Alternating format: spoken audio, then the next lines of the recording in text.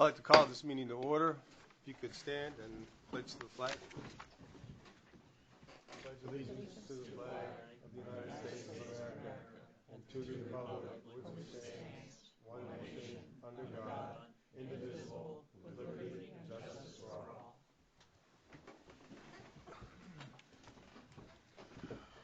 Roll call. Councillor Kane? Here. Councillor Fellows? Here. Councillor Keller? Here. Councillor Larichelle? Here. Councillor Lunt? Here. Councillor Moore? Here. Councillor Robichaud? Here.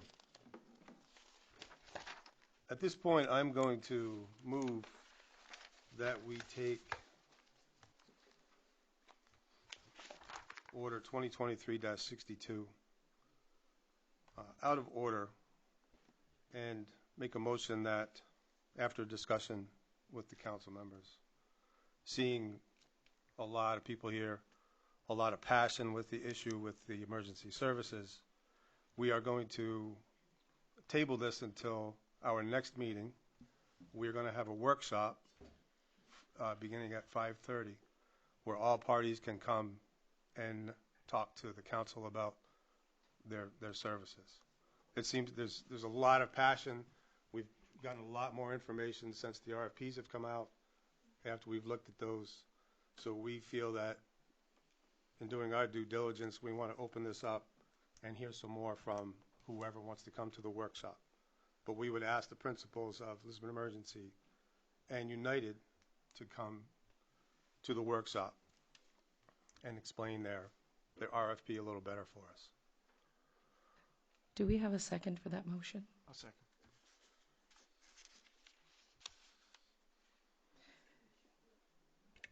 So we have a motion on the floor to table the EMS discussion to the next meeting, and that will be May 2nd.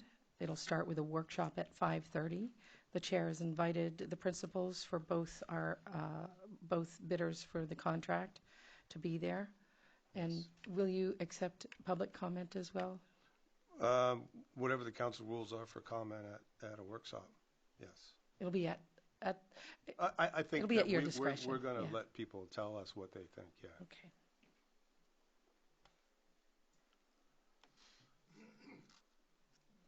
Mr. Chair, that's starting at 5:30. We'll give an hour and a half for that.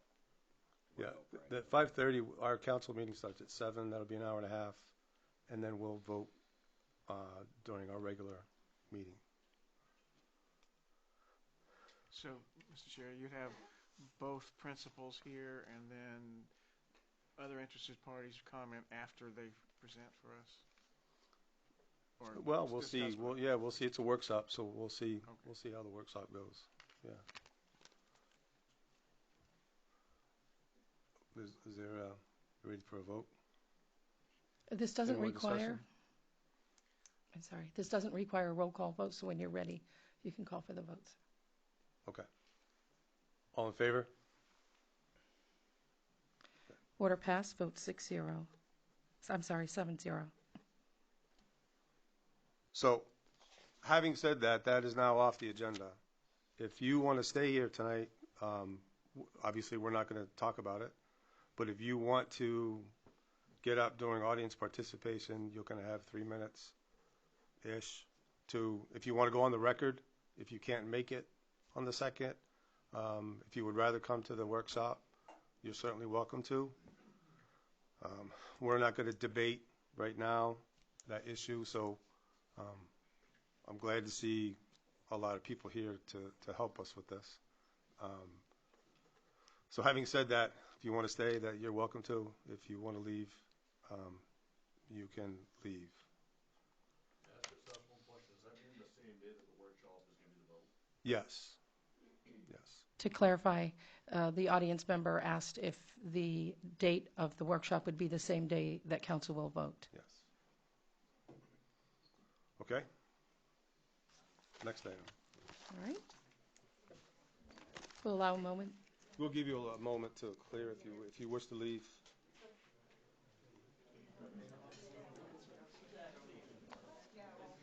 They don't want my public comment.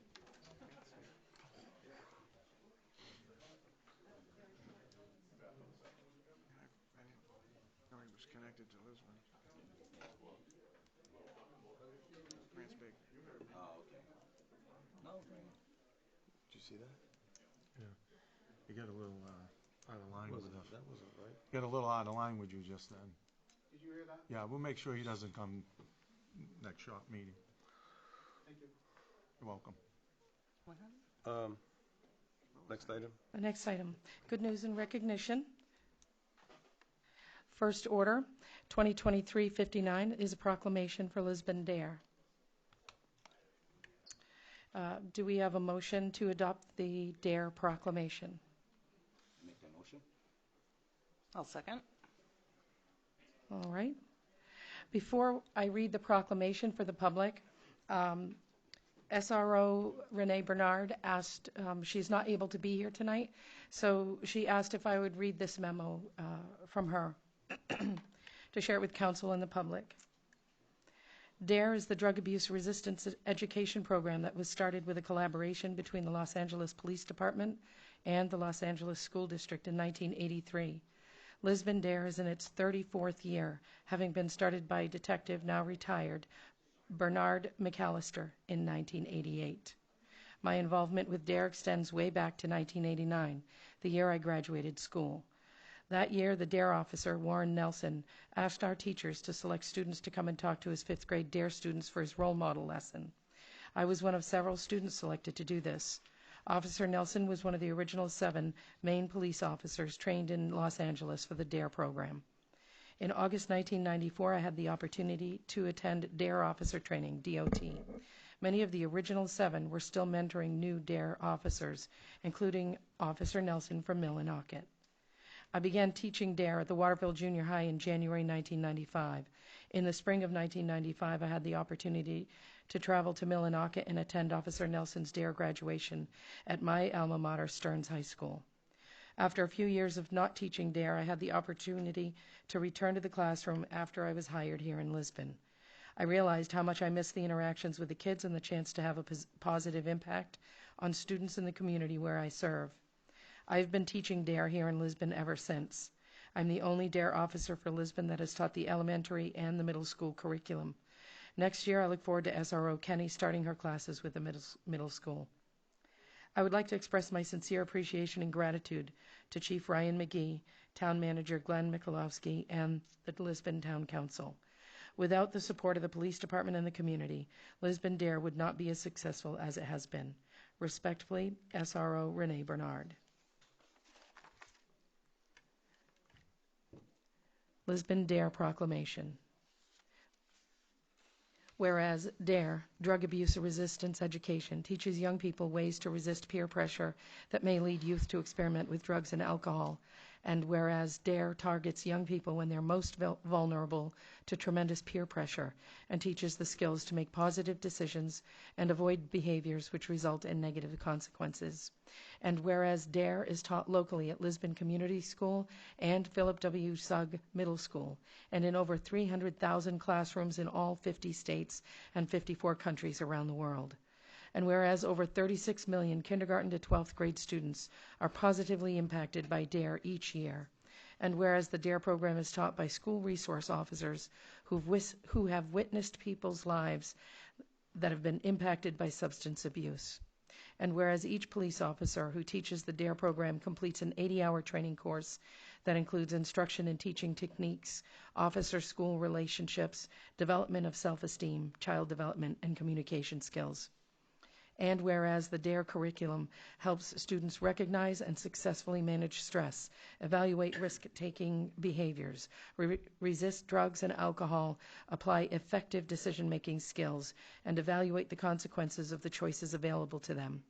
And whereas the DARE program has achieved outstanding success teaching positive and effective approaches to some of the most difficult problems facing our young people today, substance abuse and violence. Now, therefore, we, the Town Council of the Town of Lisbon, proclaim that Wednesday, April 26, 2023, shall be designated as Lisbon DARE Day, calling upon the people of Lisbon to observe that day and encourage our community to promote our youth by helping to recognize and successfully manage stress, evaluate risk-taking behaviors, resist drugs and alcohol, apply effective decision-making skills, and evaluate the consequences of the choices available to them. We have a motion on the floor. It has been seconded. All in favor? Order passed, 7-0. And Chief McGee, if you could come up.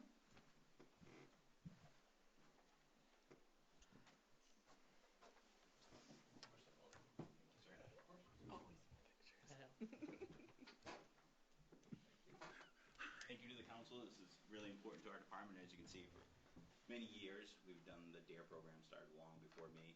He was probably around back then. For the rest of us, and it's really important to help keep our community, safe, and it starts with our children, keeping them safe. So, thank you. Thank you, Chief.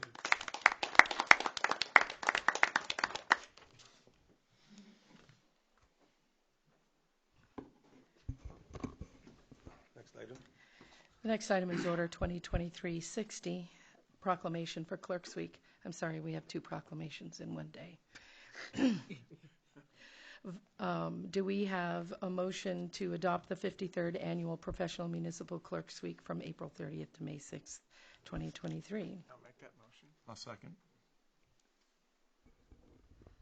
Proclamation is as follows. This is the Annual Professional Municipal Clerks Week proclamation. Whereas the Office of the Professional Municipal Clerk, a time-honored and vital part of local government, exists throughout the world, and whereas the Office of the Professional Municipal Clerk is the oldest among public servants, and whereas the Office of the Professional Municipal Clerk provides the professional link between the citizens, the local governing bodies, and agencies of government at other levels, and whereas professional municipal clerks have pledged to be ever mindful of their neutrality and impartiality, rendering equal service to all, whereas the professional municipal clerk serves as the information center on functions of local government and community, whereas professional municipal clerks continually strive to improve the administration of the affairs of the Office of the Professional Municipal Clerk through participation in education programs, seminars, workshops, and the annual meetings of their state, provincial, county, and international professional organizations. Whereas it is most appropriate that we recognize the accomplishments of the Office of the Professional Municipal Clerk. Now, therefore, we, the Town Council of the Town of Lisbon, wish to recognize the week of April 30 through May 6, 2023, as Professional Municipal Clerks Week, and further extend appreciation to our Professional Municipal Clerk, Lisa Ward, and Deputy Clerk, Lisa Smith, and to all professional municipal clerks for the vital services they perform and their exemplary dedication to the communities they represent. We have a motion on the floor. Great job, Lisa and Thank you. the other Lisa. Tell her first. Lisa and Lisa, I know. All in favor? Order passed, vote 7-0. We have some interesting educational projects for the week, and we actually started out earlier this year with some outreach at the middle school, and hope to carry that through the year and make it, instead of just a week, try to do things several times a year to interest young people, and starting with we also have an intern coming to the town, so we're very excited about all of that. Good. Next item. Public hearing. More good news and recognition? Oh, yes. Is that okay? Chair? Sure, Mr. Chair? sure, absolutely, yeah. It's not on the agenda, but go ahead. We offer that to the audience to provide good news and recognition, don't you? Sorry? No. All right, well, I just wanted to share some Okay. information with you. First is that we are hosting a Jane's Walk in Lisbon for the first time. Jane's Walk is a global festival of free volunteer-led walking conversations inspired by community activist Jane Jacobs. In Lisbon, we are going to have two different walks on May 6th. One starts at 10:30 in Lisbon Village, and one starts at 12:30 in Lisbon Falls. And we will be hosted by Al Smith of the Historical Society, and we'll go along the new banners, and he will point at each photo and talk about the buildings that were in that banner and where it was and how it was laid out. So we'll do two different walks, 10:30 in Lisbon Village and then 12:30 in Lisbon Falls. And we hope to wrap up at Olive Pit Brewing, where we hope to have some additional information from the Historical Society on display for people to look at and get engaged in the history of Lisbon. So that's a little exciting thing we're doing on May 6th. And second, if you're connected to social media, you've already heard about this, but I want to just make sure you're aware that our entrepreneurship ecosystem grant is being used. We put together an artisan project, and they are very close to signing a lease at the Lisbon Falls Getty, which will get repainted, and it will open up as an artisan shop for artists to live or work in Lisbon to display wares. And they've got a great group together called the Lisbon Artist Collective, and they are absolutely gung-ho and incredibly skilled at this, and they're pulling it together very quickly. So we hope to have doors open by June 1st. Great. There you go. Thank you very much.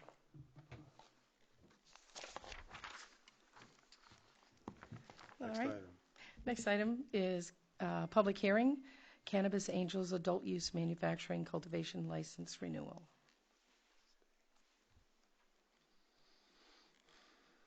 I'll open that hearing up. Anybody in the audience have anything for the cannabis hearing? Seeing none, I'll close that hearing. Next item is audience participation and response for agenda items. At this time, those in the audience who wish to speak, please approach the lectern to address items or issues on the agenda. Please use the microphone and state your name for the record. My name is Arthur MacArthur. I'm a fairly new resident to Lisbon, about 3.5 years about, but my big concern is the Lisbon ambulance service. You know, we hear a lot about buy local, support local, help out the local people. I think Lisbon ambulance service needs to stay local, helping local people, because they know the local people. They've been serving this community a long time. I've had to use the ambulance service for my wife once since being here, and I was thankful that it was close by. But also importantly, 30-some years ago, I was in Lisbon and I had some kind of a medical issue. They never figured it out, but I was glad that I didn't have to wait for the ambulance to come out of CMC at the time. In Lewiston, I lived in Lewiston, but I was here. And the Lisbon ambulance, as far as I know, it took good care of me because I'm here. I don't remember anything about the ride or anything. I guess it was pretty tough, but my concern is the local people that have volunteered, have put their life's training and occupation in the Lisbon ambulance service here in this community. I'm from up in the northern part of Maine, and ambulance service up there is quite a ways away. Sometimes you wait for an hour for an ambulance to come to you, which I'd hate to see that happen here. Obviously, we're a little bit closer here, but I am definitely concerned, and I believe that best interest of the people in Lisbon is to have Lisbon residents running the ambulance service here, and I know that you'll get good care. That's my opinion on the ambulance service. Don't know if I'd be welcome to the workshop or not. I did want to speak out my concerns about, let's just stay local. Thank you. Thank you.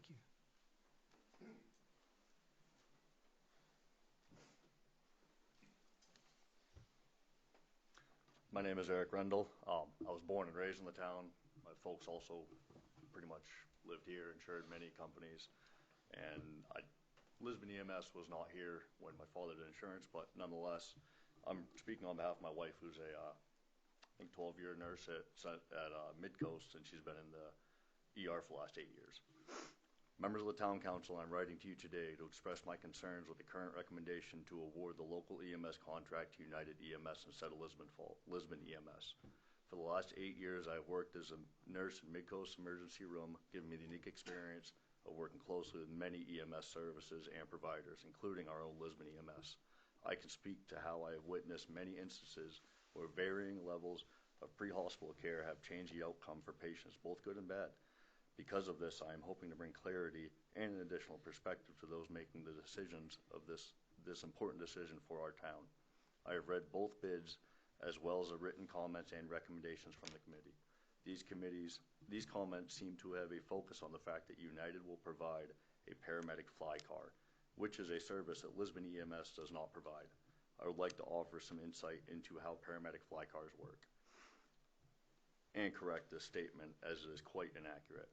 What United is offering in in fact, a variation of the same level of service that Lisbon EMS is currently offering, just at a lesser level.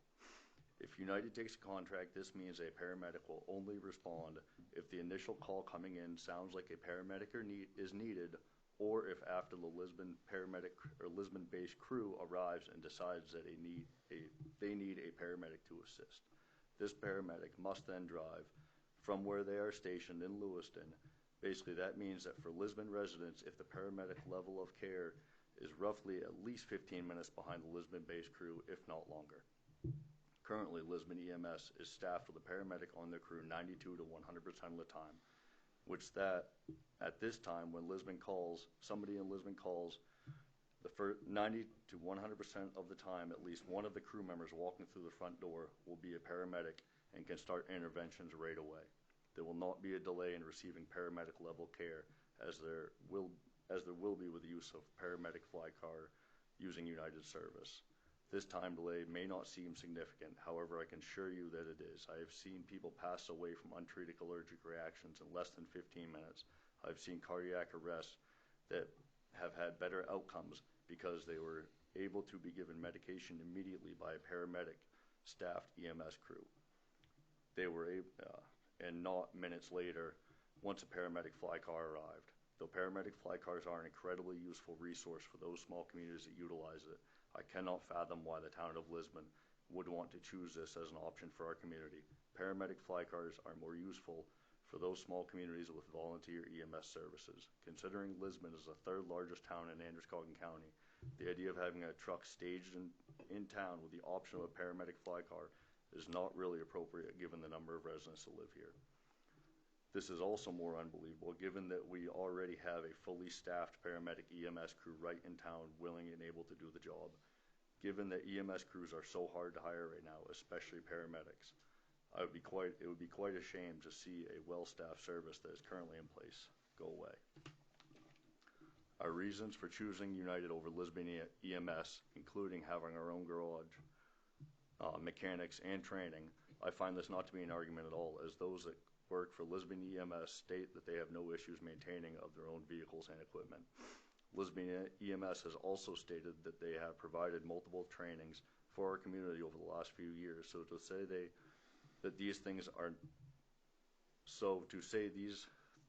these are not things that United provides that Lisbon does. So to say that these are the things that United provides that Lisbon EMS does not appears to be inaccurate, and I do not feel should be included in decision making. There are also other concerns that have not been addressed, such as where is the Lisbon truck going to be staged? What kind of resources will be needed to get United set up in the Lisbon truck? These trucks will not have access to the additional supplies to restock their trucks after each patient transport like they will if they were working out of their home base. I worry about the extra transport time that they may need to get their supplies. I worry about having to potentially share this crew with 5 other local towns that contract with United, and what that could mean for the response time of Lisbon residents when this truck is assisting other crews in other towns.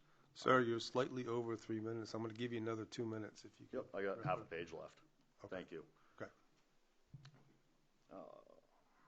Sorry, I lost my spot. I am concerned about the residents when this truck is assisting other towns.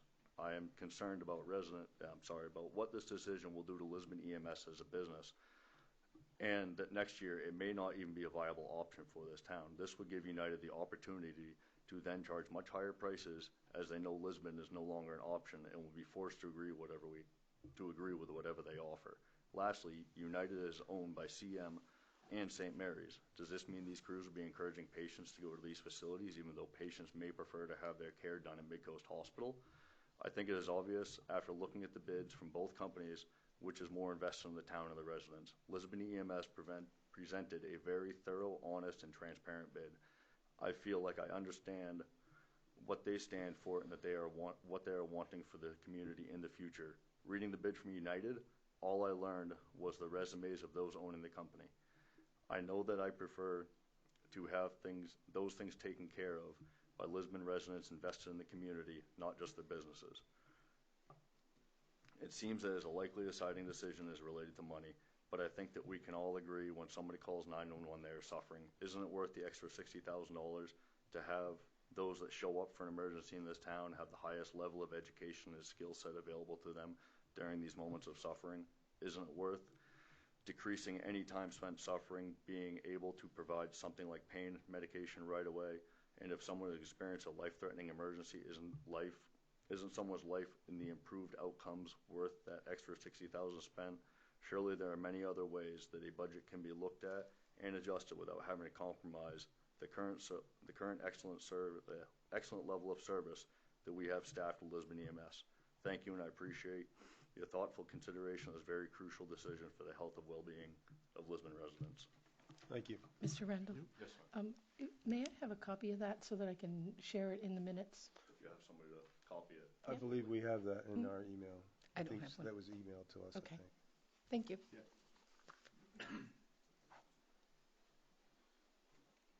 Anybody else?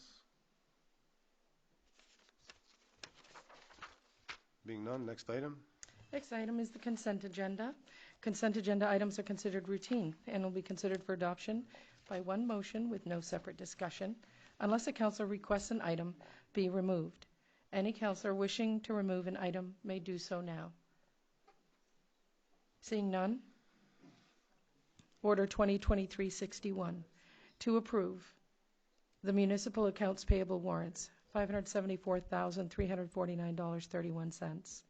The municipal payroll warrants, $192,052.25. The school accounts payable warrants, $154,715.72. School payroll warrants. Can we have quiet in the audience, please? Sir, if you want to converse, could you go out in the hallway, please? School payroll warrants, $805,216.81, to approve the minutes of April 4, 2023, the annual renewal of mobile home park licenses, a waiver of the victualler's permit fee for the United Methodist Church, to set a public hearing for May 2nd for itinerant vendor license for the Riverside Flea Market, to set a public hearing for May 2nd for the victualler's license for Pinky D's, and approve the clerk's extension of the grace period by 1 day. Cannabis Angels adult use manufacturing and cultivation license renewal, and the approval of mass gathering permit and waiver of that fee for Positive Change Lisbon. Is there a motion? Make that motion. I'll second. All those in favor? Order passed 7-0. Next item. Next item, council orders, resolutions, and ordinances. And we've already gone through number 62, so order 2023-63, to approve the CDBG application for bootleggers. Good evening, Ross Cunningham, Economic Community Development. As discussed in our pre-meeting conversation, I have an application from Austin Properties, owners of Bootleggers, to do siding and windows on the front of that building. Their application's in order. They have already passed the historical designation as to no interference on historical properties, and we'll do the environmental designation next, but we're submitting it to you for approval to move forward with the bid. Make a motion for approve. Second. Any discussion? Seeing no discussion? Seems like a worthy project to me. Yeah, it's going to look nice. It does. All those in favor? Order passed 7-0. Thank you. Thank you. Next item. Order 2023-64, to approve the fee changes for itinerant vendors and victualers permits. This has come out of the recent, in the clerk's office, we've been looking at and working with the Economic Development Office and the assistant manager to look at victualers license fees, food trucks specifically, and itinerant vendor licenses. So they can be really confusing. There's a lot of different permitting, and our ordinance requires certain standards. So what we did was I met with, the fire chief, who's also our health officer, joined us briefly, and so did the code enforcement officer, but economic development and the assistant manager, and we created a new application specifically for food trucks to streamline the process for those businesses. and we discussed the different fee levels and came to what you see in the notes, because just on a trial basis, see how it works for the year, see if it's more attractive to the vendors, but also to see if it remains equitable for the other businesses who require victualers licenses. So maybe take a look at it and revisit it next year, a little earlier than this time, so that we can get a jump on the springtime business that those particular kinds of businesses have. But that's just a brief explanation, but it's we think it's going to be helpful to those food truck businesses, and help to streamline the process for them, so they don't feel like they're bouncing around from office to office. Just have one permit to fill out. Make a motion to approve as presented. A second. All those in favor? Order passed, 7-0. Next item. Next item, Order 2023-65, to amend the ordinance Chapter 10, Businesses, Article 5, Victualers, Section 10-292C. Motion for discussion. Second. I assume this actually is just relation to the last vote we made. It is. It's to clarify some language in the ordinance. Our ordinances don't include the fees, but it's to create more clarity in the language in the ordinance, and also, in working with economic development, looking toward the future and what other kinds of businesses we'll be looking at. So making sure that we look at the here and now and the future at the same time.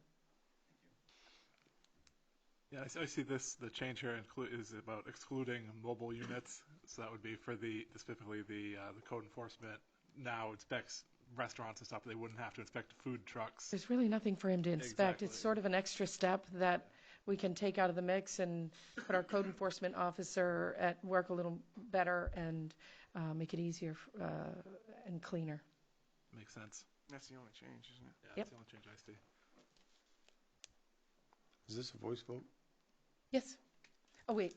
No, this is an ordinance. This will be a roll call vote. I have that ready. Forgot that I did. Councillor Kane? Yes. Councillor Fellows? Yes. Councillor Keller? Yes. Councillor LaRochelle? Yes. Councillor Lunt? Yes. Councillor Moore? Aye. Councillor Robichaud? Yes. 7 yeas, 0 nays. Order pass vote 7-0. Next item.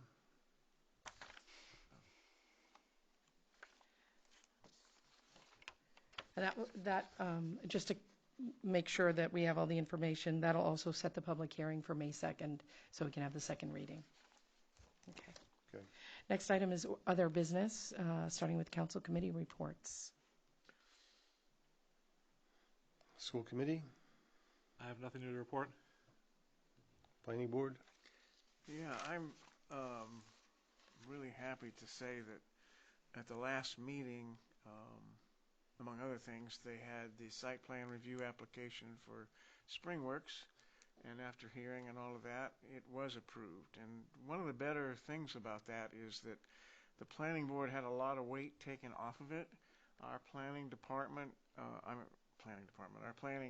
planner, Kate Birch, out of North Star Yes, North Star. Planning, wrote a very detailed memo, and with potential issues, a suggested motion with potential conditions, which really helped a part-time planning board out a lot, and that's a major project. So I was really happy to see that work. I was happy to see that North Star is giving us some money's worth of work, and so that passed. The other was, as Ross mentioned before, was the former Lisbon Falls Getty with the Lisbon Artworks, and that was approved as well.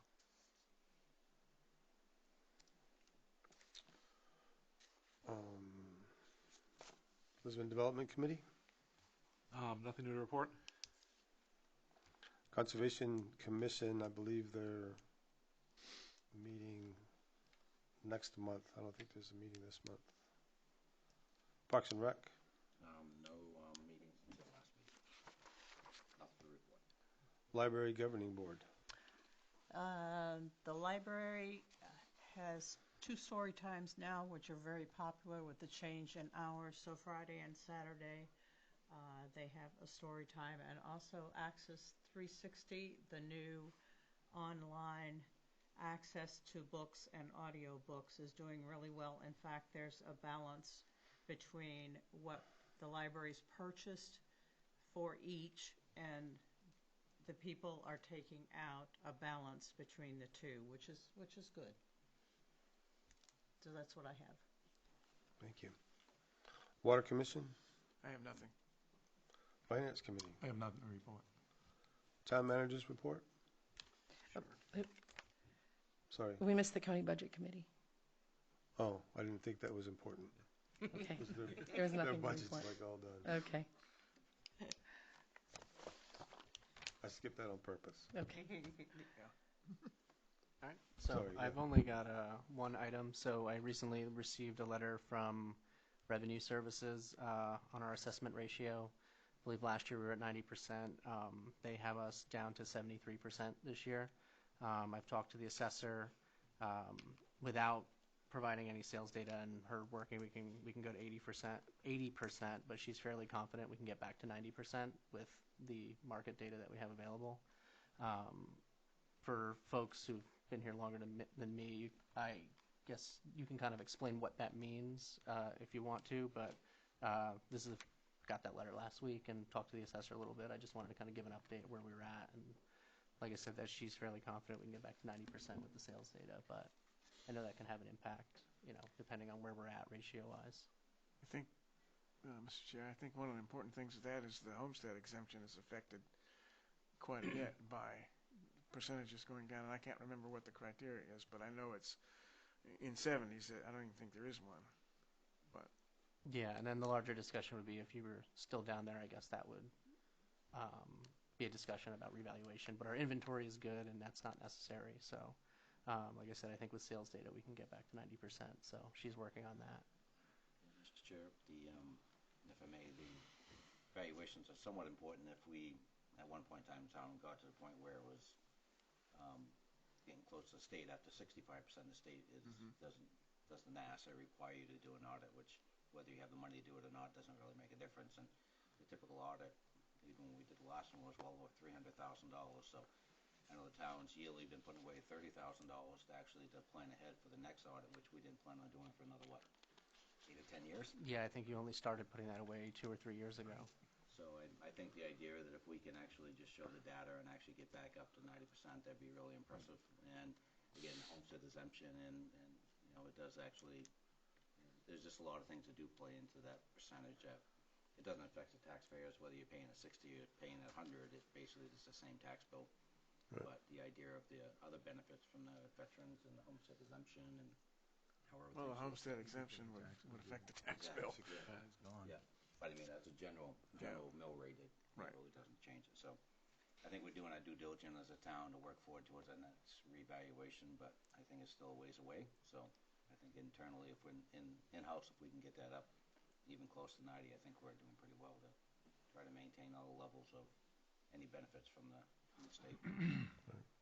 I'm glad to hear that we can do that. So. Yeah, and it's a problem not unique to us. I was on a meeting today with other managers, and they're all getting the same letters. It's just the way the real estate market's been here the last 2 years, so we're just kind of seeing that now with the letters that we just got. So, but that's all I have to report.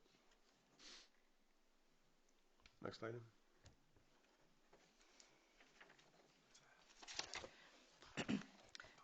Next item on the agenda is council discussion of transfer station fees. Sure.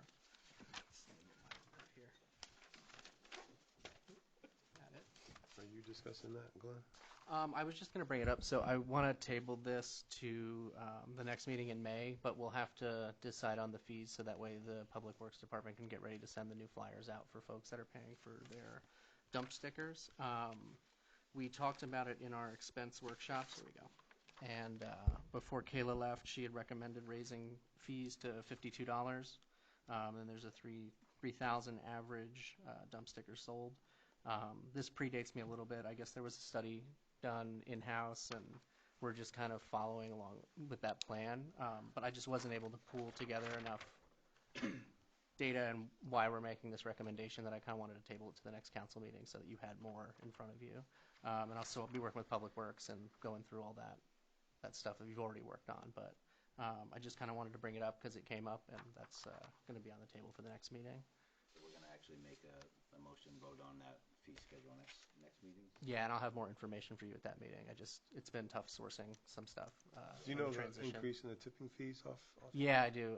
So we had the option of 85 a ton or 83 a ton, depending on how many years we extended the contract. We extended the contract for 5 years, so we'll have 83 a ton for the next 5 years. And then I believe there's a provision that it will potentially increase 2 to 4%, not to exceed 4% based on the CPI numbers year to year. What are we paying tipping fees now? I think it was last at $78. So, The current price of the dump stickers is what? $35. So that's a pretty big increase from 35 to 52. So. I know if I may. Yes, sir. Mr. Chair, when the study was done, I mean, basically they looked at between $50 to $55 at that current time to actually meet the requirements of what they felt would be necessary to maintain business. And the downfall is by the time we get to that 50 to 55, the cost of doing business has gone up so much that we'll never get caught up to the point of where they felt that safe balance was going to be. So, especially over the last couple of years, we've seen with the cost of everything between fuel and tipping fees, and so it does actually seem like quite a bit. But some of the theories they were talking about is $1 a week to bring your trash. Right. It doesn't seem pretty reasonable to a lot of people. Real reasonable. But again, to some it may not. But I mean, I think there's a lot of history on it. And I know our clerk actually spent many a week going over different studies when it came to this subject, so she could probably kind of give some insight on some of the other options we had at the time. And we even looked at a pick up at your door type of service, curbside service, which was going to cost us millions. So I still think we actually have a pretty sound and reasonable process in place as long as we can maintain it and keep it going. And with that is increases, right? That's just part of what we live with today. So. Yeah, and from the summary I did find from 2021, it looks like the goal then was to set a target of 50%. So I guess based on the revenue you take in and your losses on expenses for the transfer station, that the goal back then was to set a 50%, net loss for that service. But again, I'll come back to you with more in May. Just nice. All right. It's coming, right? Yeah. Thank you. Next item. Appointments. 2023-66, the appointment of alternate member to member of the Lisbon Development Committee. So to fill a vacancy, alternate member Linda Barabee will move to the position of regular member. Make that motion. I'll second. All in favor? Order passed, vote 7-0. With that said, we're looking for new members for the Lisbon Development Committee. Yes. It's a popular committee, and usually we have people waiting in the wings for it. So hopefully seeing this meeting, and we'll advertise on the sign and online for that. Next order is 2023-67, the appointment of Finance Director and Treasurer Samantha Bryant. I'll make that motion for discussion. Sure. A second. First day today, right? Her first day was today, and her last day as town manager in Narberth was, I think, Friday. So I told her to come to the May meeting and introduce herself to you, so she could have a chance to settle in. But the charter requires that you confirm my appointment of the finance director or treasurer. So this would be to formalize that appointment. And I won't speak for her, but we're really excited. Samantha was a town manager for, I believe, almost 7 years in Pennsylvania. And she is our new finance director as of today, and I will let her introduce herself to you at the next meeting. Or just stop in and say hi if you're in the building. But we're very excited, and yeah. Good stuff. Any more discussion? All in favor? Order passed, vote 7-0. Next item. Councilor Communications. Any counselors have any communications? Welcome back, Don. Thank you. Welcome back from your week gone. We're actually I all wanna go present back. and accounted for. All present. Next item. Audience participation and response for new items. At this time, those in the audience who wish to speak may approach the lectern to address items or issues that are not on the agenda. Please speak clearly into the microphone and state your name for the record. Anyone in the audience wish to speak about any items not on the agenda? Seeing none. Next item. Executive session, we have none this evening, so the final item is Order 2023-68 to adjourn. I'll make that motion. I'll second. All in favor? Time is 7:45.